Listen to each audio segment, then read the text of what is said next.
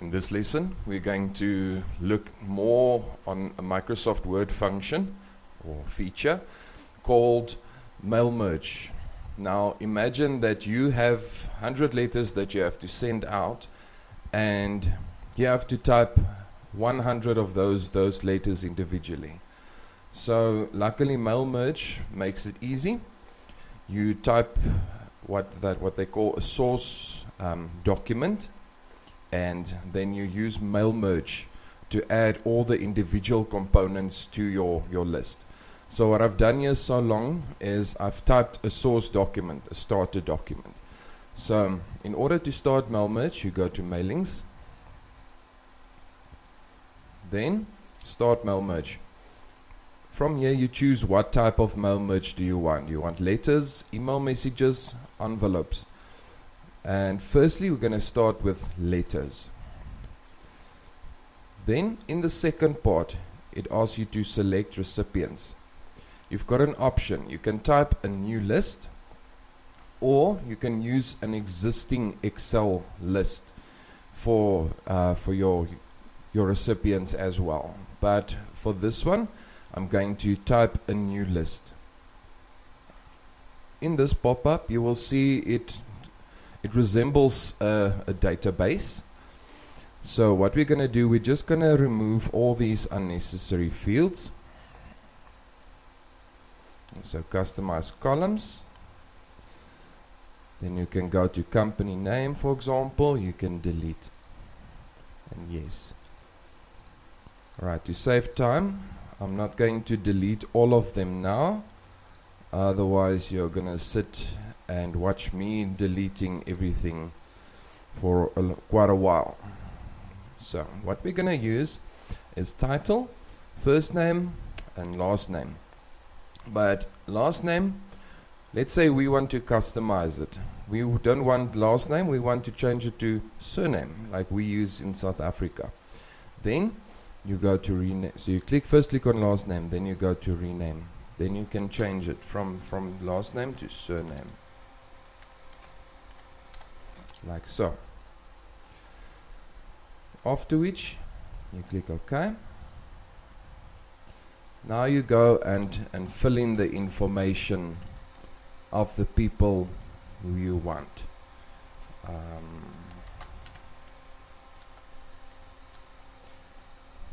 Just gonna do 2 for you.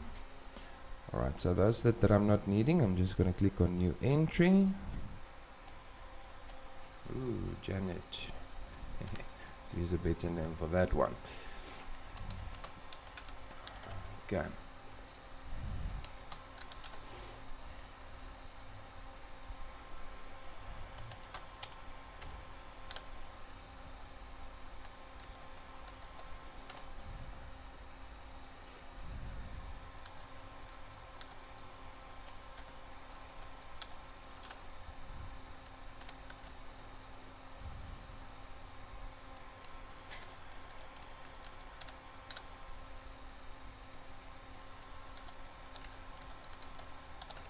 Okay, like so.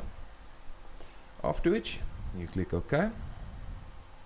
Now it's going to ask you to save your source document.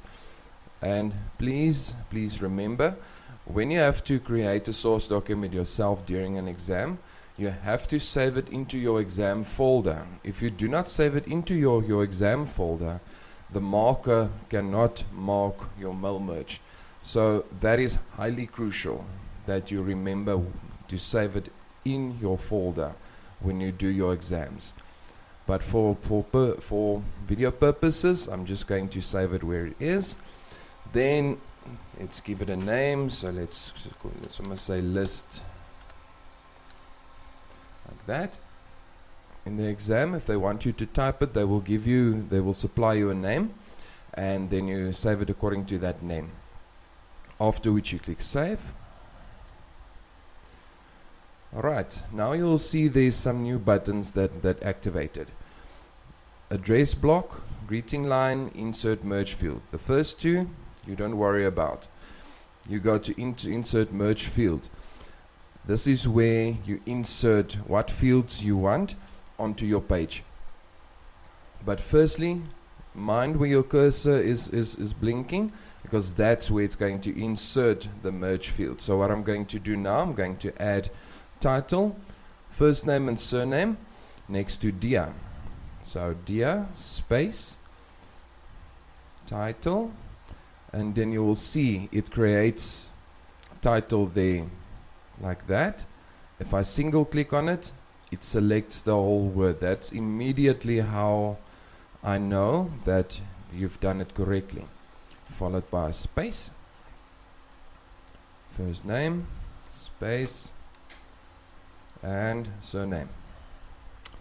Right, so there's our mail merge. Our fields has been inserted, but now we want to preview what the names look like, the fields look like.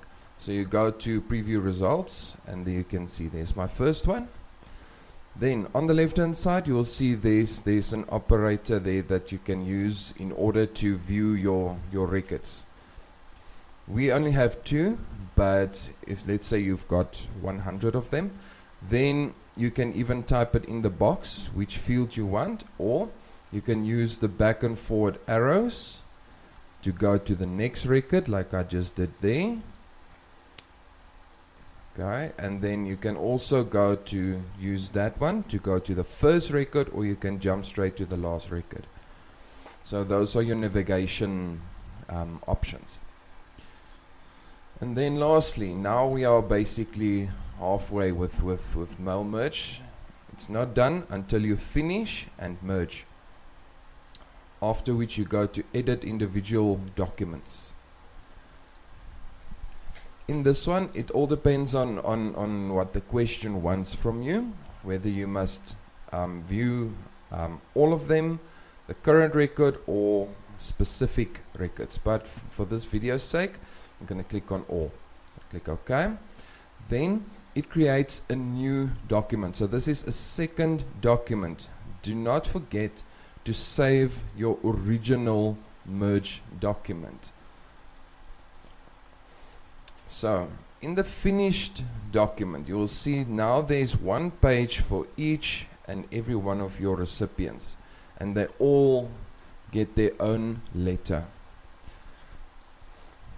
And also this is where you can change the individual letters. So let's say I want to make Professor Victor Einstein's letter a little bit different than the rest. You can do so. So okay, let's say we give them nice and fancy font, for example, and the rest still looks the same. So that's how you edit your individual letters. Then do not forget to save this document as well, according to the name that will be supplied to you on your exam paper. And that's highly important. If you do not save both of them, if they ask you, of course, to finish and merge and do this part, then you will lose unnecessary marks. So it's highly crucial to remember that one. Next, we're going to look at a different mail merge called labels merge. In order to do that, you go to the same place. You go to mailings, start mail merge, and then just to clarify also, envelopes, they work exactly the same as you did letters, except your page will be smaller and in landscape. But everything that applies for mail merge applies for envelopes as well. So the next one, labels merge. Then you will see this pop up. It gives you options between your label vendors. I'm going to stick to A1 for video purposes, and then what type of label. So there's tons of label types within each vendor. For this video, I'm going to choose 28173, and then you can click OK. Alright, now you'll see it looks more or less the same as your mail merge. Then you go to select recipients. This time we're going not to type a new list, we're going to use an existing list. So I'm going to browse to my list, the Excel spreadsheet. And then you have to clarify, if there's multiple sheets, you must clarify in which sheet your source can be found, your recipients. So in this one, I'm going to use sheet 1. And then, if your first row contains the column headers, then you tick there. If not, you just untick that option there at the bottom. So I'm going to click OK. Now you'll see it created the individual labels for us on one page. So next up, we're going to add, so insert the merge field. I made one as an example, the color sports. If you want to do the labels for color sports or that, always remember to only add your merge fields in the top left corner. Never do it in the rest of your page, because the top left corner is your starter label. From here, you click on Update Labels. It will automatically add your fields for you onto each and every individual label. So now you can also preview results. From here, it works practically the same as you did for mail merge. Sorry. Okay. You can also go to finish and merge. To save time, I'm not going to go to that again, because from finish and merge, it works exactly the same as mail merge. If you forgot how it works or would like a refresher, just go back to that part of our video.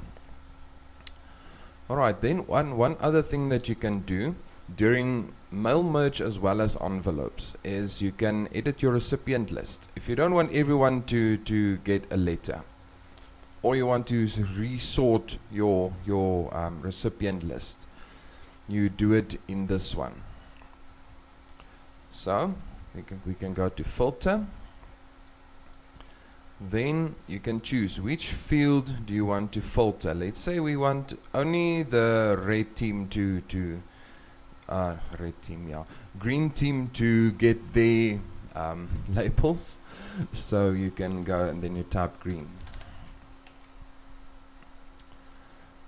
So team must be equal to green, and there you can see only those 4 will then receive their letters.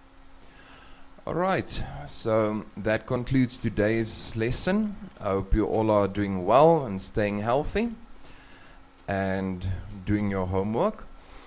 So, and then I'll see you during our next lesson. Thank you.